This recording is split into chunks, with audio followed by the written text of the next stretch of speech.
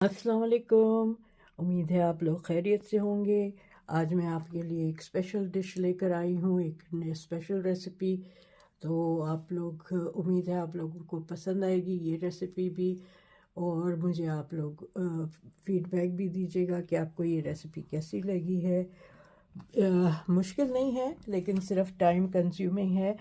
और अवन का यूज़ है, एयर फ्रायर का है। और अगर आप ये दोनों यूज़ ना करना चाहें तो आप तवे पे भी बना सकते हैं। ठीक है, तो चलें।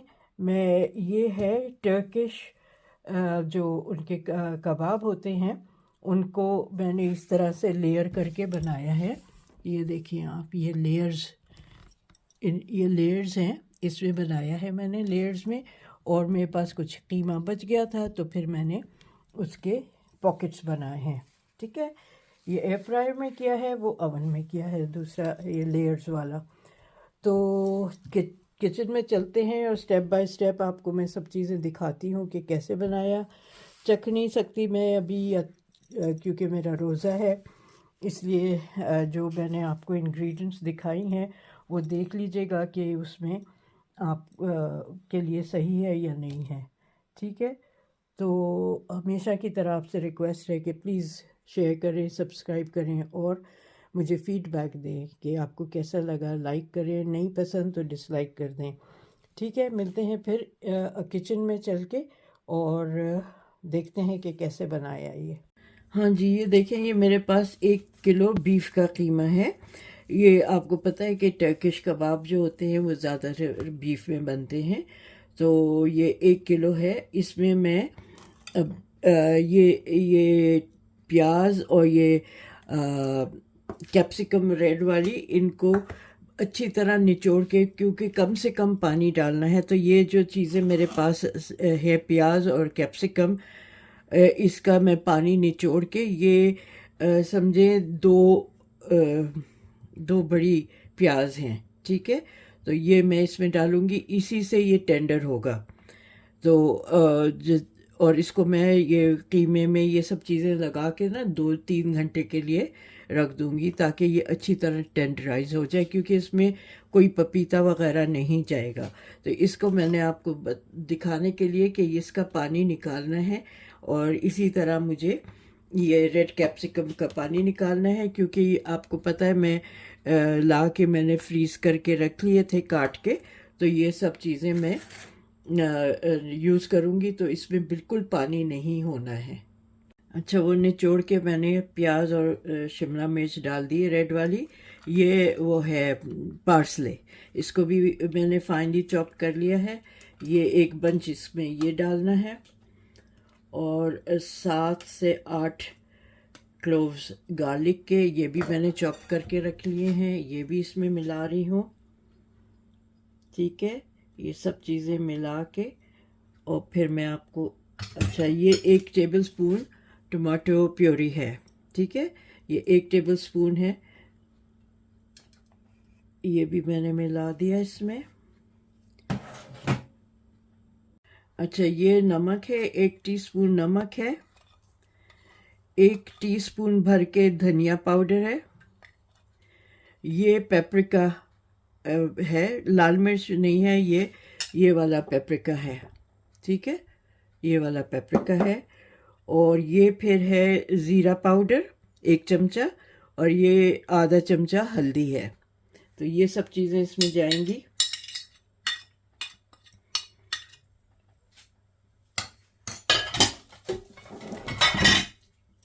अच्छा, ये सुमाक है,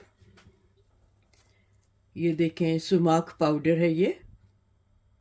ओके, तो ये सुमाक इसमें अगर आपके पास है तो डाल दें। ये 1 चमचा है, अब तो सब जगह मिलने लगा है। 1 टीस्पून मैंने ये डाला है, तो आप ये भी डाल दें। और इसको अब अच्छी तरह मिक्स करके, और इसको फिर हम रख देंगे 2-3 घंटे के लिए। ठीक है, तो मैं इसको अच्छी तरह मिक्स कर लूँगी, आपको मिक्स करके दिखाती हूँ फिर। अच्छा, मुझे लग रहा था कि ये मैंने पूरा नहीं है कैप्सिकम रेड वाला, तो मैंने सुखा के ये रखी थी ना टर्किश रेड चिलीज़, आपको दिखाई थी कि कैसे मैंने सुखाया हुआ है इनको। ये देखें, कोई ये मैंने अगस्त में इनको सुखाया था, और ये मैं यूज़ करती रहती हूँ कुछ छोटी मोटी चीज़ों में, जिसमें ये इतना है, ये मैं इसमें डाल रही हूँ ताकि, क्योंकि मुझे कम लग रही थी कैप्सिकम। ठीक है, तो ये इसमें इस तरह से मिला लिया। आपके पास पार्सले ना हो, वहाँ ना मिले, तो आप इसमें हरा धनिया यूज़ कर सकते हैं। ठीक है, मेरे पास यहाँ पार्सले मेरे पास था, हरा धनिया भी था, लेकिन टर्किश रेसिपीज़ में ज़्यादातर पार्सले यूज़ होता है, क्योंकि वहाँ कोरिएंडर हरा धनिया काफ़ी महंगा मिलता है। ठीक है, तो इसलिए मैंने पार्सले यूज़ किया है। आपको अगर कोरिएंडर या हरा धनिया हो तो आप वो यूज़ कर सकते हैं। ये मैं भूल गई थी, 1 टीस्पून काली मिर्च या वाइट पेपर, जो भी आपके पास हो वो आप डाल दें। ठीक है, तो ये भी हो गया, दिमाग से निकल गया था। तो ये सब अब अच्छी तरह मिक्स करके आपको दिखाती हूँ। जो शुरू में आपको दिखाया है, आपको लग रहा होगा कि बहुत मुश्किल है, लेकिन वो मुश्किल नहीं है, बस वो आराम से इसका करना है, एहतियात से। बहुत थिन लेयर इसको बिछाना होगा। और दूसरा ये कि ये अगर ज़्यादा हुआ तो मैं इसको रख लूँगी, और फिर इसके मुझे कबाब बना लूँगी, इनके इस तरह से लंबे करके कबाब बना के सेक लूँगी, सीख कबाब की तरह। ठीक है, तो ज़्यादा भी हो जाए तो मैरिनेटेड होगा, आप किसी और चीज़ में भी यूज़ कर सकते हैं, किसी और रेसिपी में। देखें, अच्छी तरह मिक्स हो गया है। अब मैं इसको इस पे प्लास्टिक लगा के, तो मैं इसको फ्रिज में रख देती हूँ 2-3 घंटे के लिए। ठीक है, यहाँ वैसे तो इतनी ठंडा है कि इस वक्त 9 है टेम्परेचर, तो मैं बाहर भी रख सकती हूँ। अगर मैं कुकिंग नहीं कर रही इस वक्त, तो मैं इसको बाहर ही रख सकती हूँ। 3-4 घंटे आराम से ये मैरिनेट हो जाएगा, सॉफ्ट हो जाएगा। तो फिर मैं आपसे मिलूँगी जब ये सॉफ्ट होके अच्छी तरह रेस्ट कर लेगा, तो फिर आपसे मिलती हूँ। हाँ जी, तो ये जो मैंने कीमे को मैरिनेट किया था, ये अच्छी तरह इसको मैरिनेट हो गया है। ये मैंने ओवरनाइट फ्रिज में रख दिया था, तो अब ये बहुत अच्छी तरह मैरिनेट हो गया है। अब मैं आपको इसका अगला स्टेप दिखाऊंगी कि क्या करना है। आप लोग भी देखिएगा, बहुत अच्छा ये आज की रेसिपी है, मुझे तो हमेशा बहुत अच्छी लगती है। ये टर्किश रेसिपी है। इसको अच्छी तरह मैं मिक्स कर रही हूँ, और फ्रिज में से मैंने काफ़ी देर पहले निकाल लिया था कि ये ठंडक थोड़ी सी कम हो जाए, क्योंकि इसको अभी स्प्रेड करना है। अच्छा, और सब उससे पहले ये मैं एक तरफ रखती हूँ, हाथ धो के फिर आपको दिखाती हूँ। अच्छा जी, ये मेरे पास टोर्टिया रैप्स हैं। ये मैंने 8 ली हैं, और ये पूरे मैदे की नहीं है, ये मैदा, आधा मैदा और आधा वीट है, आटा है। ठीक है, उसके लिए हैं मैंने ये। अच्छा, अब इनके मुझे स्क्वायर, ये राउंड है, मुझे इनके स्क्वायर्स काटने हैं, तो ज़रा सी एहतियात से इसीलिए बड़े वाली मैंने रैप्स लिए हैं कि मैं इनको आराम से काट सकूं और अच्छे साइज़ का कट जाइए। तो आपको मैं काट के दिखाती हूँ कि ये किस तरह से ये होगा। ये देखें, ठीक है, इवन काटना है, तो मैं इसलिए इसको यहाँ से ये कर रही हूँ। ठीक है, इसी तरह अब यहाँ से मैं इसको काटूंगी इस साइड से।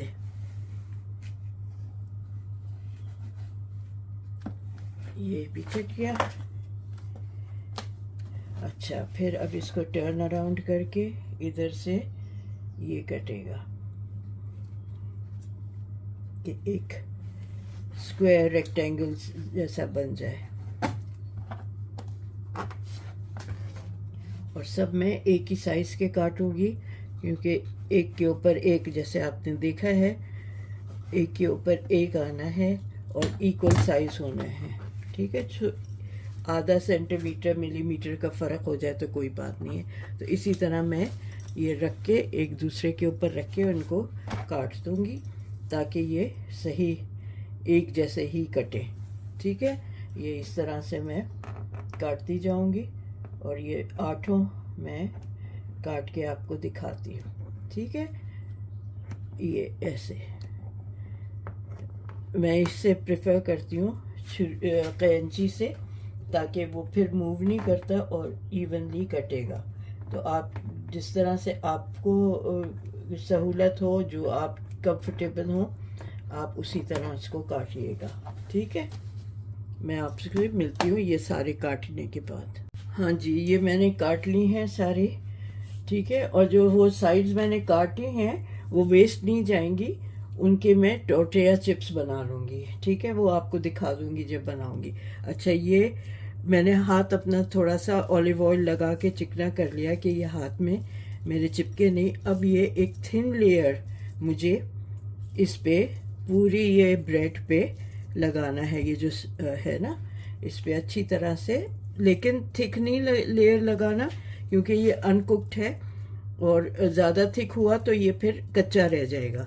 तो इसको अच्छी तरह से ऐसे दबा दबा के इसको आप पूरी रोटी पे, ये जो रेक्टेंगल है, स्क्वायर है, इस पे इस तरह से लगा लें।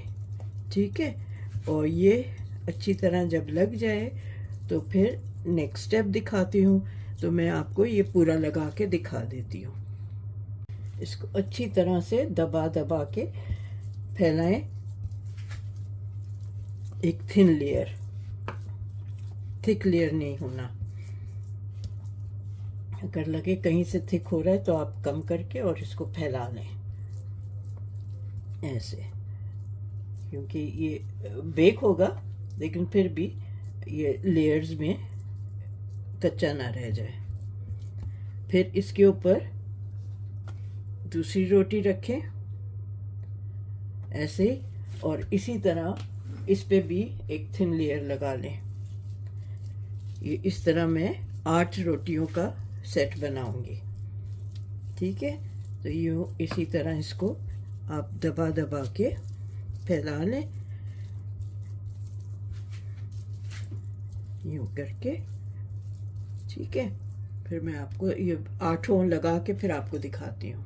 अच्छा जी, ये देखें, ये मैंने नीचे से 1 2 3 4 5 6 इस पे रोटियों पे लगा लिया है, और ये 8वीं रोटी है।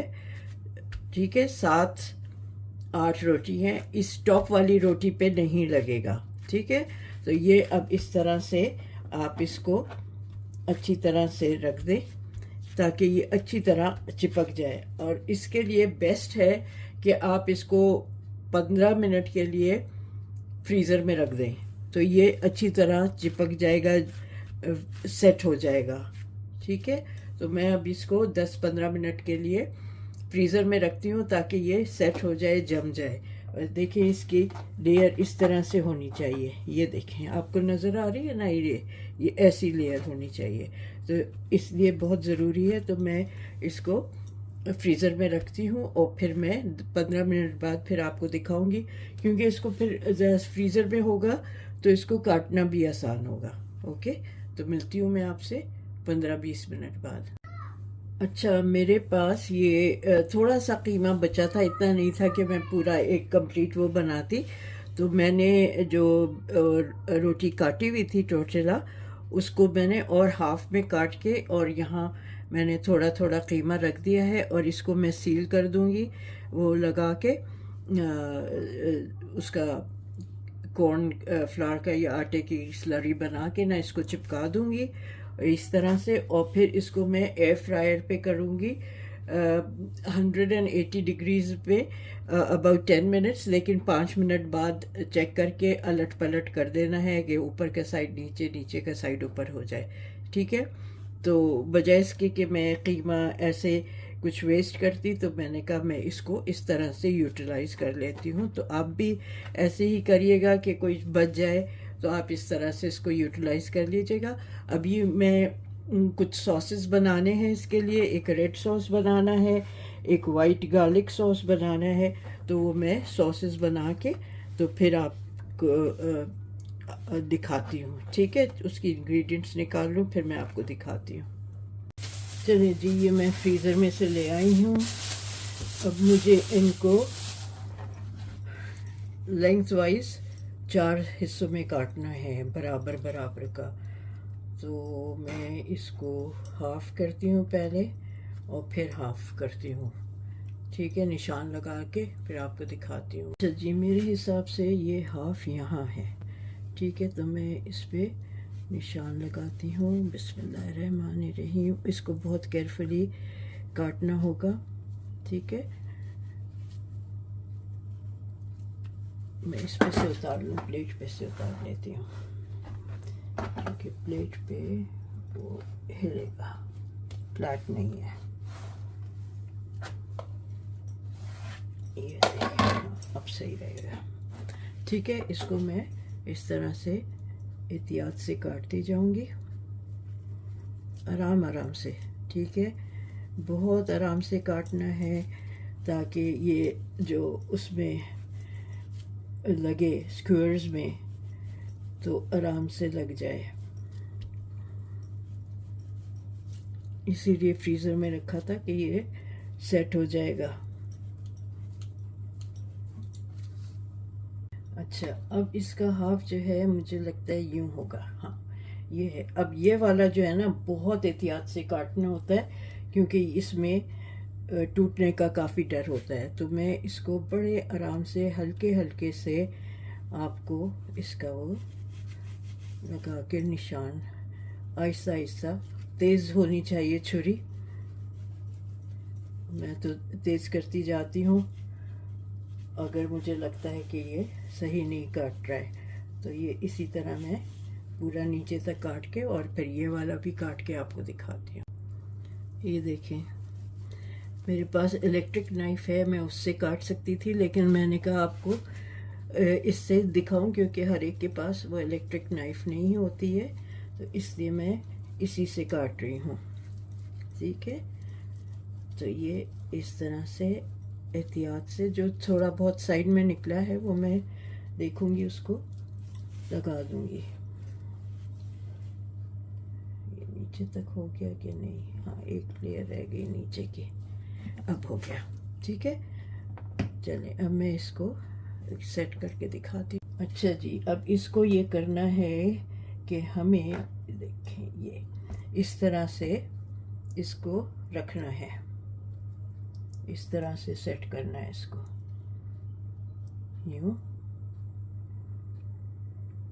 फिर ये उठा के यहाँ से, अगर आपको लगे कि ठीक से नीचे तक नहीं कटा हुआ है तो ज़रा सा छुरी फेर लें और ये देख लें, ठीक है। ये देखें, ये इस तरह से ये लेयर्स आपको नज़र आएंगे, ठीक है।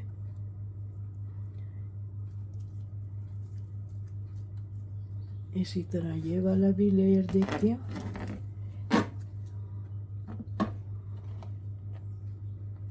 ये हो गया, ये चारों लेयर हो गए इस तरह से, ठीक है।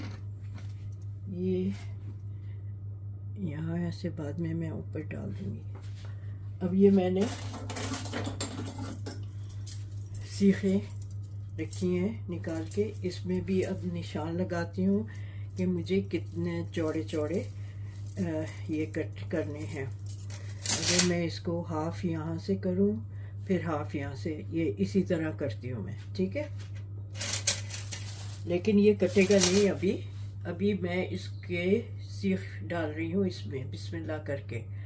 यहाँ आप इतना हिस्सा, जैसे मैं ये इतना करूँगी तो मैं इसका सेंटर लूँगी, ठीक है। इस हिस्से का सेंटर लेके और मैं सीख अंदर घुसाऊंगी आहिस्ता आहिस्ता। आप लकड़ी की सीख ले लीजिएगा, कोई मसला नहीं होता है। आप, मेरे पास ये वाली सीखें हैं तो मैं ये ले रही हूँ, पतली पतली सीखें हैं ये। तो कोशिश करके आप इसको इवनली यहाँ तक ये लेकर आ जाए। ये देखें, ये निकल आया, ठीक है। इसी तरह अब यहाँ ये इतना है, ये हाफ इतना होगा, तो इसका सेंटर ये बन रहा है। तो इसके सेंटर में मैं यहाँ डालूँगी ऐसे, बिस्मिल्लाह। और बहुत आराम से गुजर रहा है, क्योंकि वो ऊंचा नीचा भी हो जाए तो कोई बात नहीं है। हम इसको अभी ओवन में रखेंगे काटने के बाद। आप चाहें तो इसको एयर फ्रायर में भी कर सकते हैं। अच्छा, मैं वही 2 उंगली का गैप देके, 2-2.5 उंगली का गैप देके फिर ये डाल रही हूँ इसमें। तो ये चारों इस तरह से आ जाएंगे, सेंटर ढूंढ के, और सेंटर में ये करें, बिस्मिल्लाह।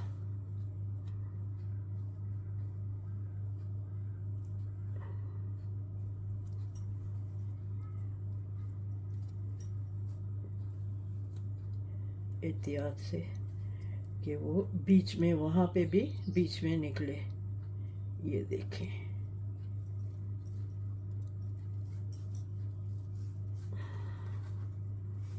आहिस्ता आहिस्ता डाल रही हूँ मैं, ताकि यहाँ मुझे फील हो रहा है। हाँ, ये हो गया, ठीक है। और अब इसी तरह मैं 2 उंगल का वो लेके अब यहाँ डाल रही हूँ। ये डाल दिया ऐसे आराम से।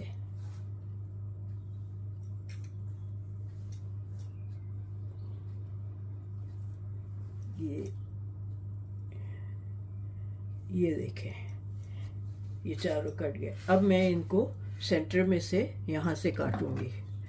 ये भी ट्रिकी है, ठीक है, ये भी बहुत ट्रिकी है।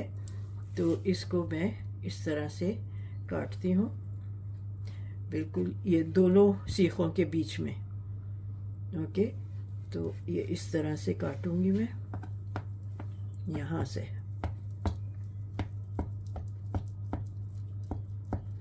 ऐसे कटेगा ये।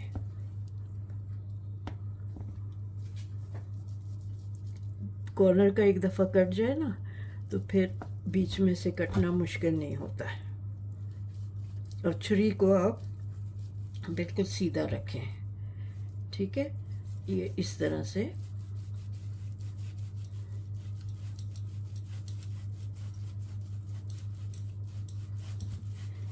ये टर्की के स्ट्रीट फूड कहलाता है।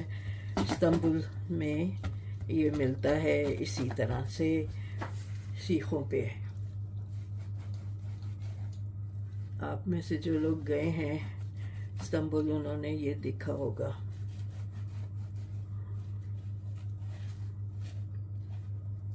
ये देखें, ये अलग हो गया। इसी तरह मैं ये बाकी के भी काट के फिर आपको दिखाती हूँ। ये देखें, ये 4th वाला काट रही हूँ मैं, और ये इस तरह से ये पेशेंस, सब्र।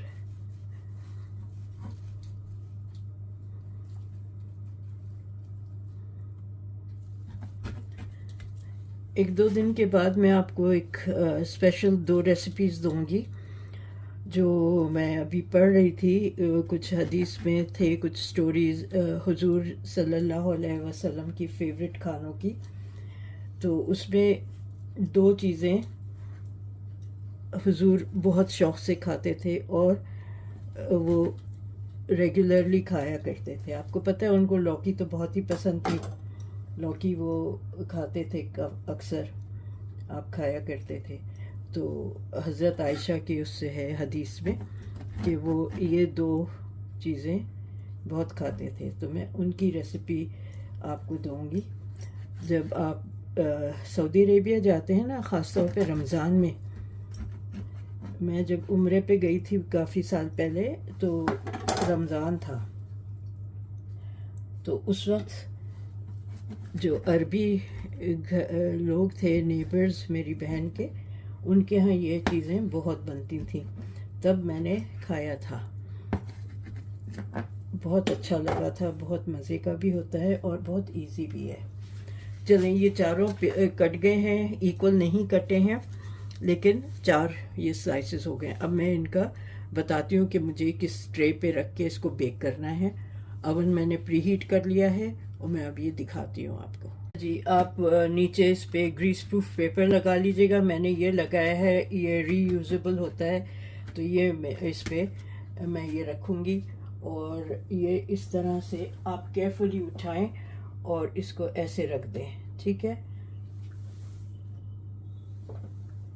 यूँ रख दें, ये ऐसे आगे पीछे करके कि ये एक दूसरे से चिपके नहीं। ये ठीक है, ये चारों आ जाएंगे और इनको मैं आधे घंटे के लिए बेक करूंगी 200 डिग्रीज फ़ैन वाले अवन में। अगर आपका फ़ैन वाला अवन नहीं है तो 220 डिग्रीज पे करना होगा। ओके, तो ये मैं इस तरह से इसको भी रख रही हूँ, इधर ही ऐसे रखती हूँ। ठहर जाए, ये एक ज़रा सा ज़्यादा चौड़ा हो गया ना, तो इसलिए इसको मैं ऐसे कर रही हूँ, ठीक है।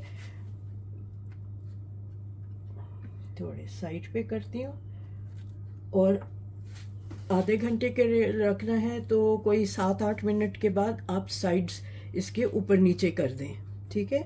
तो अब मैं इसको रख देती हूँ अंदर, बिस्मिल्लाह करके। ये जहाँ जहाँ से कुछ थोड़ा बहुत निकला हुआ है वो घुसा देती हूँ ताकि ये एम्प्टी की फीलिंग ना हो। वैसे तो नहीं हो रही है सच, लेकिन थोड़ा थोड़ा ये मैं इधर घुसा रही हूँ,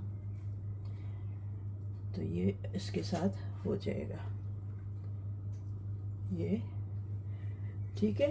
तो अब इसको एवरी 7 to 8 मिनट्स बाद मैं इसको रखूँगी। आप इसको मिडल वाले शेल्फ में रखिएगा, ठीक है। हाँ, तो जी देखा आपने, कैसे लगा आपको ये रेसिपी, कैसी लगी है? आप में से कौन कौन ये बनाएगा मुझे ज़रूर बताइएगा कि कौन आप में से बनाएगा।